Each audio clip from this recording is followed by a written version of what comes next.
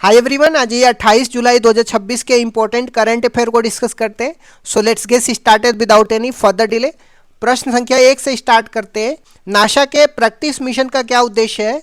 तो यह Shani, Uranus, Neptune के छल्लों का अध्ययन करना इसका उद्देश्य है। यह टच एंड गो तकनीकी से छल्लों के कणों के नमूने लेगा। नेक्स्ट क्वेश्चन में आते हैं। गणित का नोबेल पुरस्कार फिल्ड्स मेडल 2026 जीतने वाली दुनिया की तीसरी महिला कौन बन गई है? तो चीन की हंग वांग बन गई हैं। यह पुरस्कार 40 वर्ष से कम उम्र के गणितज्ञों को हर 4 साल में दिया जाता है। नेक्स्ट क्वेश्चन में आते हैं। हेनले पासपोर्ट इंडेक्स 2026 में भारत का कौन सा स्थान है? तो भारत का 81वां स्थान है। सिंगापुर इसमें शीर्ष पे है। भारतीय 55 देशों में बिना पूर्व वीजा के जा सकते हैं। नेक्स्ट क्वेश्चन में आते हैं। पेपर लीक को रोकने के लिए संसद में पेश विधेयक में अधिकतम सजा का प्रावधान कितनी है? तो 10 साल की जेल और 10 करोड़ रुपए का जुर्माना का प्रावधान है।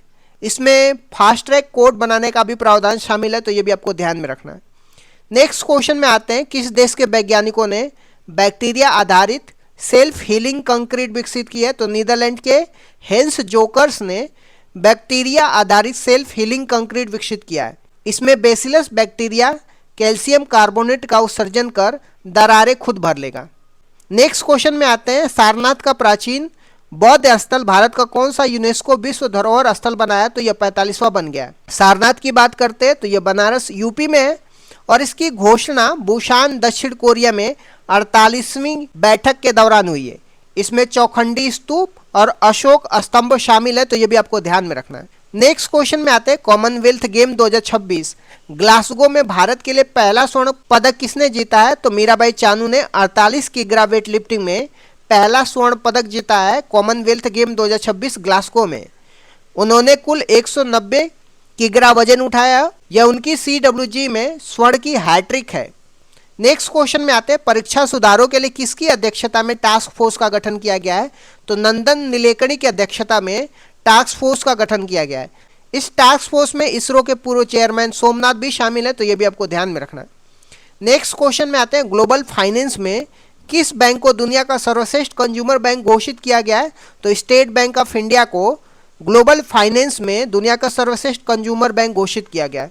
नेक्स्ट क्वेश्चन में आते हैं। कारगिल विजय दिवस कब मनाया गया और इसका संबंध किस ऑपरेशन से है? तो 26 जुलाई को कारगिल विजय दिवस मनाया गया है।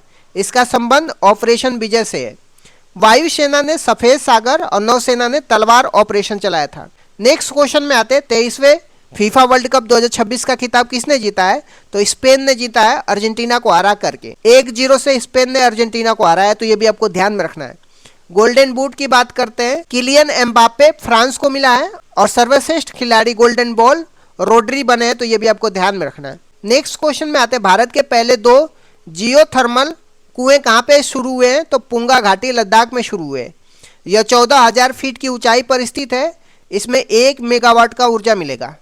नेक्स्ट क्वेश्चन में आते हैं। अंतर्राष्ट्रीय केमिस्ट्री ओलंपियाड जो उज्बेकिस्तान में हुआ है, इसमें भारत ने कितने स्वर्ण पदक जीते हैं? तो भारत ने 4 स्वर्ण पदक जीते हैं। भारत संयुक्त रूप से पहले स्थान पर रहा है, तो ये भी आपको ध्यान में रखना है। नेक्स्ट क्वेश्चन में आते हैं। जोखिम आधारित बिजनेस अप्रूवल सिस्टम शुरू करने वाला पहला राज्य कौन सा बन गया? तो छत्तीसगढ़ बन गया है। इसके तहत व्यवसायों को हाई और लो रिस्क श्रेणी में बांटा गया है। आ जाते हैं कुछ इंपॉर्टेंट जून और जुलाई के करंट अफेयर को डिस्कस कर लेते हैं। बात करते हैं बांग्लादेश की, तो इंटरनेशनल बिग कैट अलायंस में 27वां सदस्य बांग्लादेश बन गया है। बात करते हैं ऑपरेशन अमस्ताद की। भारत ने भूकंप प्रभावित वेनेजुला को मानवीय सहायता भेजी है ऑपरेशन अमस्ताद के तहत। इंटेलिजेंस ब्यूरो की बात करते हैं तो इसके डायरेक्टरेट महेश दीक्षित बने हैं।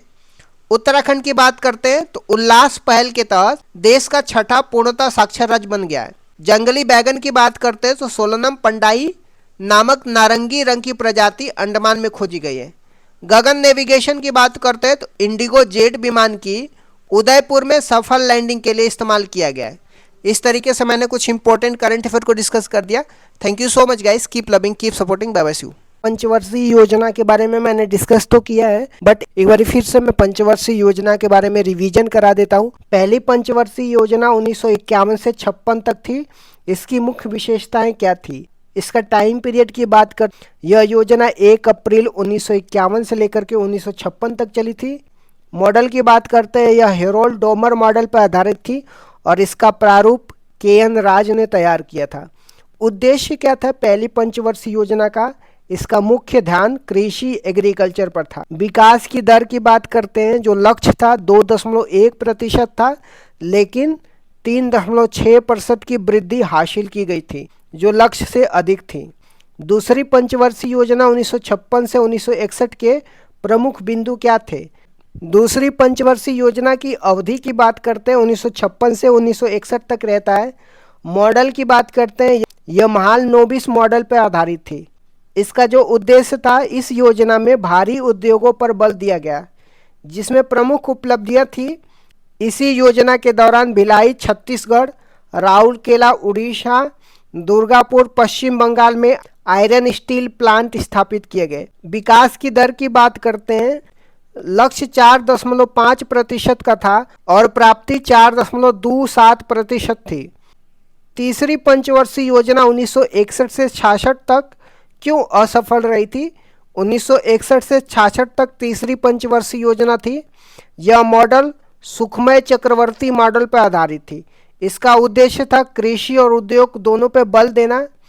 असफलता के कारण ये थे, यह योजना 1962 के दौरान भारत चीन युद्ध और 1965 के भारत पाकिस्तान युद्ध के कारण अपने लक्ष्य को प्राप्त नहीं कर सकी और असफल रही। अन्य घटना की बात करते हैं तीसरी पंचवर्षीय योजना में, इसी दौरान जय जवान जय किसान का नारा दिया गया था और 1965 में भारतीय खाद्य निगम, जिसको फूड कॉरपोरेशन ऑफ इंडिया की स्टेब्लिशमेंट की बात करते हैं, तो तीसरी पंचवर्षीय योजना में FCI का इस्टेब्लिशमेंट होता है। नेक्स्ट देख लेते हैं योजना अवकाश की। योजना अवकाश, जिसको प्लान हॉलीडेज बोलते हैं, ये क्या था और यह कब हुआ था? तीसरी पंचवर्षीय योजना की असफलता के बाद 1966 से लेकर के 1969 तक 3 वर्षों के लिए कोई पंचवर्षीय योजना नहीं बनाई गई। इसे योजना अवकाश कहा जाता है। इसी दौरान एक एक वर्ष की योजना शुरू की गई थी। खाद्यान्न में आत्मनिर्भरता के लिए हरित क्रांति, जिसको ग्रीन रेवोल्यूशन की शुरुआत की गई थी। चौथी पंचवर्षीय योजना 1969 से 1974 की मुख्य बातें क्या थी? तो इसका टाइम पीरियड की बात करते हैं, 1969 से लेकर के 1974 तक थी। यह मॉडल अशोक रुद्र मॉडल पर आधारित थी और इसका प्रारूप DR गॉडगिल ने तैयार किया था। उद्देश्य की बात करते हैं, इसका लक्ष्य स्थिरता के साथ आर्थिक विकास करना, डेवलपमेंट विथ स्टेबिलिटी था। प्रमुख घटनाएं की बात करते हैं, तो चौथी पंचवर्षीय योजना में 1969 में 14 बैंकों का राष्ट्रीयकरण किया गया था। ये पहली बात हो गई। इसके बाद 1971 में भारत पाकिस्तान का युद्ध हुआ और 1974 में पहला परमाणु परीक्षण ऑपरेशन स्माइलिंग बुद्धा पोखरण में किया गया था। पांचवी पंचवर्षीय योजना 1974 से 1978 क्यों अद्वितीय थी? यह भारत का एकमात्र ऐसी योजना है जो अपने निर्धारित समय 5 वर्ष से पहले केवल 4 वर्षों में ही समाप्त हो गई। 1974 से लेकर 1978 तक ही रही थी। यह DP दर मॉडल पर आधारित थी और इसका मुख्य लक्ष्य गरीबी उन्मूलन था। रोलिंग प्लान 1978 से 1980 तक क्या था?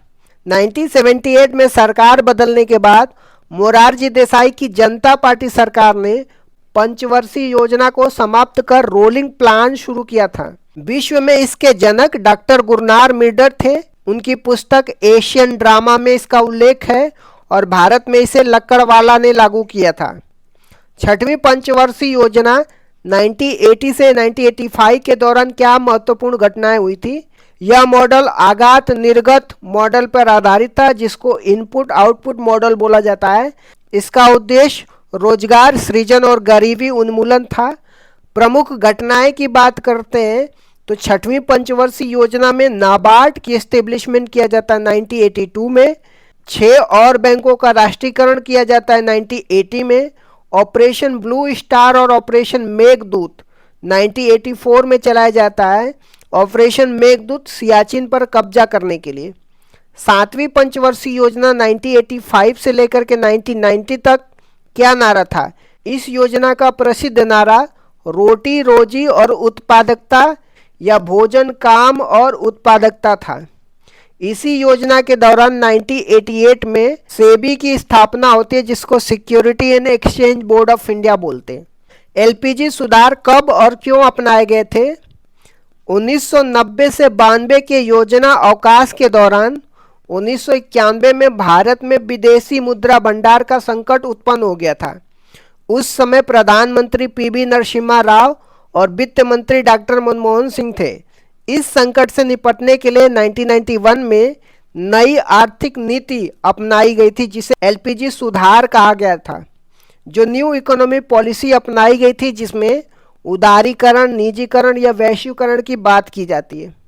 8वीं पंचवर्षीय योजना 1992 से 1997 का मुख्य फोकस क्या था? तो यह model John W Miller model पर आधारित थी। इसका मुख्य बल मानव संसाधन विकास था, जो 1990 में आए एचडीआई मानव विकास सूचांक की अवधारणा से प्रेरित था। अन्य घटनाएं की बात करते हैं 8वीं पंचवर्षीय योजना में। इसी दौरान 73वां और 74वां संविधान संशोधन हुआ, जो पंचायती राज और नगर निगम के लिए है। इसी समय 1 जनवरी 1995 को डब्ल्यूटीओ की स्थापना होती है, जिसको वर्ल्ड ट्रेड ऑर्गेनाइजेशन बोलते हैं। 9वीं और 10वीं पंचवर्षीय योजना का मुख्य बातें क्या थी? 9वीं पंचवर्षीय योजना 1997 से 2002 तक होता है। इसका लक्ष्य सामाजिक न्याय और क्षमता के साथ आर्थिक विकास था। प्रधानमंत्री ग्राम सड़क योजना 25 दिसंबर 2000 को और कारगिल युद्ध 1999 में इसी दौरान हुआ था। 10वीं पंचवर्षीय योजना 2002 से 2007 तक थी। यह भी आगात निर्गात मॉडल पर आधारित थी। नरेगा अधिनियम 2005 में आया और 2 फरवरी 2006 को लागू हुआ था। 11वीं पंचवर्षीय योजना 2007 से लेकर 2012 की विकास दर की क्या विशेषता थी? इसका लक्ष्य तीव्र और समावेशी विकास, जिसको रैपिड एंड इंक्लूसिव डेवलपमेंट था। इसमें 8% की विकास दर हासिल की गई थी, जो सभी पंचवर्षीय योजनाओं में अब तक की सबसे ज़्यादा थी। शिक्षा का अधिकार, राइट टू एजुकेशन एक्ट 2009 इसी दौरान आया था। 12वीं पंचवर्षीय योजना 2012 से 2017 का लक्ष्य क्या था? यह अंतिम पंचवर्षीय योजना था, जो 2012 से 2017 तक चला था। इसका लक्ष्य तीव्र, सतत और अधिक समावेशी विकास, जिसको rapid sustainable and inclusive development था। इसमें कृषि के लिए 4% और प्रजनन दर को 2.1%, जिसको प्रतिस्थापन दर बोलते हैं, पर लाने का लक्ष्य रखा गया था। भारतीय संविधान के प्रमुख संशोधन और उसके प्रावधान के बारे में देखने वाले हैं। पहला संविधान संशोधन कब हुआ था? 1951 में हुआ था। संविधान में 9वीं अनुसूची जोड़ी गई थी, जिसका संबंध भूमि सुधार से है। अनुच्छेद 15 क्लॉज 4 भी जोड़ा गया, जो सामाजिक और शैक्षिक रूप से पिछड़े वर्गों के लिए आरक्षण का प्रावधान करता है। 7वां संविधान संशोधन 1956 में राज्य पुनर्गठन से संबंधित है। यह प्रावधान किया गया कि 2 या 2 से अधिक राज्यों के लिए एक राज्यपाल हो सकता है। इस समय भारत में 14 राज्य और 6 केंद्र शासित प्रदेश थे। फजल अली कमीशन का गठन 1953 में इसी उद्देश्य से हुआ था। 15वां संविधान संशोधन 1963 में हुआ था। हाई कोर्ट के न्यायाधीशों की सेवानिवृत्ति की आयु 60 से बढ़ाकर के 62 कर दिया गया था। 21वां संविधान संशोधन 1967 में हुआ था। इस संविधान संशोधन से संविधान की 8वीं अनुसूची में 15वीं भाषा के रूप में सिंधी भाषा को जोड़ा गया और मूल संविधान में 14 भाषाएं थी, अब जाकर के 22 भाषाएं हैं। 24वां संविधान संशोधन 1971 में हुआ था। इंदिरा गांधी के कार्यकाल में संसद को संविधान संशोधन की असीमित शक्तियां प्रदान की गई थी। हालांकि इसके बाद केशवानंद भारती केस 1973 में सुप्रीम कोर्ट ने स्पष्ट किया कि संसद की यह शक्ति असीमित नहीं है, बल्कि सीमित है और इस संविधान के मूल ढांचा को नहीं बदल सकती है। 26वां संविधान संशोधन 1971 की बात करते हैं। राजाओं को दिए जाने वाला प्रीवी पर्स को समाप्त कर दिया गया, जो देशी रियासतों के एकीकरण के बदले में दी जाने वाली एक बड़ी राशि थी। 36वां संविधान संशोधन 1975 में सिक्किम को भारत का पूर्ण राज्य बनाया गया और ये भारत का 22वां राज्य सिक्किम बन के आया था। 42वां संविधान संशोधन 1976 की बात करते हैं। इसे मिनी कॉन्स्टिट्यूशन या लघु संविधान कहा जाता है। 42वां संविधान में प्रस्तावना में संशोधन किया, इसमें समाजवाद, पंथ निरपेक्ष, अखंडता शब्द जोड़े गए और प्रस्तावना में अब तक ये एकमात्र संशोधन है। 42वां संविधान संशोधन में फंडामेंटल ड्यूटी जोड़ी गई थी, जो भाग 4A में अनुच्छेद 51(1) को जोड़ा गया था, जिसमें मौलिक कर्तव्य शामिल थे। यह सरदार स्वर्ण सिंह समिति की सिफारिश पे फंडामेंटल ड्यूटी, जिसको मौलिक कर्तव्य बोलते हैं, इसको जोड़ा गया था। 42वां संविधान संशोधन में राज्य सूची से समवर्ती सूची में विषयों को स्थानांतरण किया गया, जिसमें 5 से वन, वन्य जीव, मापतोल, न्याय प्रशासन और शिक्षा को राज्य सूची से समवर्ती सूची में स्थानांतरित किया गया। नए अनुच्छेद आर्टिकल 39A जो निःशुल्क कानूनी सहायता की बात करता है, आर्टिकल 48A जो पर्यावरण संरक्षण की बात किया जाता है, ये भी 42वां संविधान संशोधन में जोड़ा जाता है। 44वां संविधान संशोधन 1978 की बात करते हैं, ये मोरारजी देसाई के कार्यकाल में हुआ था। इसमें संपत्ति के अधिकार में बदलाव किए जाते हैं।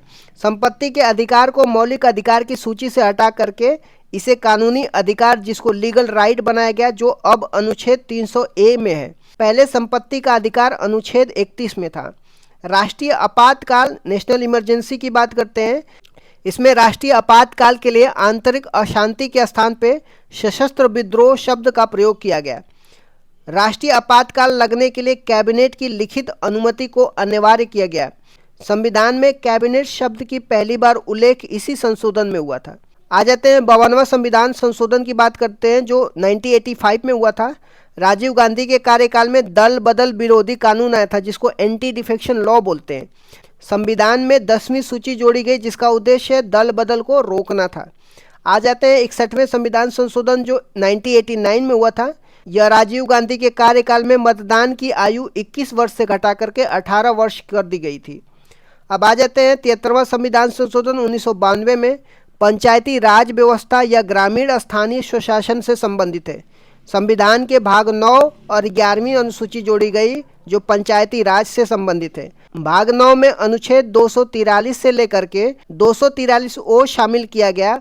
24 अप्रैल 1993 से इसको लागू किया गया। 74वां संविधान संशोधन 1992 की बात करते हैं। ये शहरी स्थानीय स्वशासन की बात करता है, जिसमें नगर पालिका, नगर निकाय से संबंधित है। संविधान में भाग 9A और 12वीं अनुसूची जोड़ी गई। 12वीं अनुसूची में टोटल 18 विषय हैं। आ जाते हैं 86वें संविधान संशोधन 2002 की बात करते हैं। 6 से 14 वर्ष के बच्चों के लिए अनिवार्य और मुफ्त शिक्षा का प्रावधान किया गया। अनुच्छेद 21A जोड़ा गया, जिसके तहत शिक्षा का अधिकार एक मौलिक अधिकार बन गया। अनुच्छेद 51A क्लॉज K के रूप में 11वां मौलिक कर्तव्य भी जोड़ा गया था। आ जाते हैं 89वां संविधान संशोधन 2003 की बात करते हैं। अनुच्छेद 338A को जोड़ा गया, जिसमें राष्ट्रीय अनुसूचित जनजाति आयोग, जिसको national commission for scheduled tribe का उल्लेख है। अनुच्छेद 338 में राष्ट्रीय अनुसूचित जाति का उल्लेख किया गया है। 91वां संविधान संशोधन 2003 की बात करते हैं। मंत्रिपरिषद के आकार को सीमित किया गया। इसके अनुसार कुल लोकसभा सदस्यों के 15% से अधिक मंत्री नहीं हो सकते। आ जाते हैं 92वां संविधान संशोधन 2003 की बात करते हैं। 8वीं अनुसूची में 4 भाषाएं जोड़ी जाती है, जो बोडो, डोंगरी, संथाली और मैथिली होती है। 97वां संविधान संशोधन 2011 में सहकारी समिति से संबंधित है। संविधान के भाग 9B अनुच्छेद 43B और अनुच्छेद 19 क्लॉज 1 क्लॉज C में सहकारी समिति शब्द जोड़ा गया। 99वां संविधान संशोधन 2014 की बात करते हैं। यह एक ऐसा संविधान संशोधन था जिसमें सुप्रीम कोर्ट ने असंवैधानिक करार दिया था। यह राष्ट्रीय न्यायिक नियुक्ति, जिसको नेशनल जुडिशरी अपॉइंटमेंट कमीशन के निर्माण की बात करता है, जिसका उद्देश्य कॉलेजियम पद्धति को बदलना था। आ जाते हैं 100वां संविधान संशोधन 2015 की बात करते हैं। भारत और बांग्लादेश के बीच में 3 बीघा कॉरिडोर जमीन के आदान प्रदान से संबंधित है। 101वां संविधान संशोधन 2016 की बात करते हैं, जिसमें GST, जिसको गुड्स एंड सर्विस टैक्स बोलते हैं, इससे संबंधित है। यह 1 जुलाई 2017 को लागू हुआ। विजय केलकर समिति के सिफारिश पर यह आया था। संविधान में अनुच्छेद 246A GST का उल्लेख है और अनुच्छेद 279A जो GST काउंसिल का उल्लेख, जिसका प्रमुख भारत के वित्त मंत्री होता है, ये सब जोड़ा गया। 102वां संविधान संशोधन 2018 की बात करते हैं। इसमें आर्टिकल 338B जोड़ा गया, जिसमें राष्ट्रीय पिछड़ा वर्ग आयोग की बात करता है। इसमें यह निर्धारित किया गया कि कौन सी जाति पिछड़ा वर्ग में आएगी और यह अधिकार केंद्र सरकार का होगा। आ जाते हैं 103वां संविधान संशोधन 2019 की, जो आर्थिक रूप से कमजोर वर्ग, जिसको इकोनॉमिकली वीकर सेक्शन बोलते हैं, 10% आरक्षण की बात किया जाता है। संविधान में अनुच्छेद 15 क्लॉज 6 संस्थाओं में प्रवेश के लिए आरक्षण और अनुच्छेद 16 क्लॉज 6 सरकारी नौकरियों में आरक्षण की बात किया जाता है। आ जाते हैं 104वां संविधान संशोधन 2019 की, जिसमें लोकसभा और विधानसभा में एंग्लो इंडियन के लिए आरक्षित सीटों को समाप्त कर दिया गया। अनुसूचित जाति अनुसूचित जनजाति के लिए आरक्षण को 10 साल के लिए क्या कर दिया गया, बढ़ा दिया गया। आ जाते हैं 105वां संविधान संशोधन 2021 की। यह 102वें संविधान संशोधन में संशोधन करता है। यह राज्य सरकारों को यह अधिकार देता है कि वो अपनी स्वयं की राज्य सूची में शामिल की जाने वाली पिछड़े वर्गों की जातियों की पहचान कर सके, जो शक्ति 102वें संविधान संशोधन में केंद्र के पास दी गई थी। राष्ट्रपति ने 18 अगस्त 2021 को इस पर हस्ताक्षर कर दिया था। आ जाते हैं 106वां संविधान संशोधन 2023 की। इसे नारी शक्ति वंदनम अधिनियम के नाम से भी जाना जाता है। यह 128वां विधेयक था। इसका उद्देश्य लोकसभा और विधानसभा में महिलाओं को 33% आरक्षण प्रदान करना है।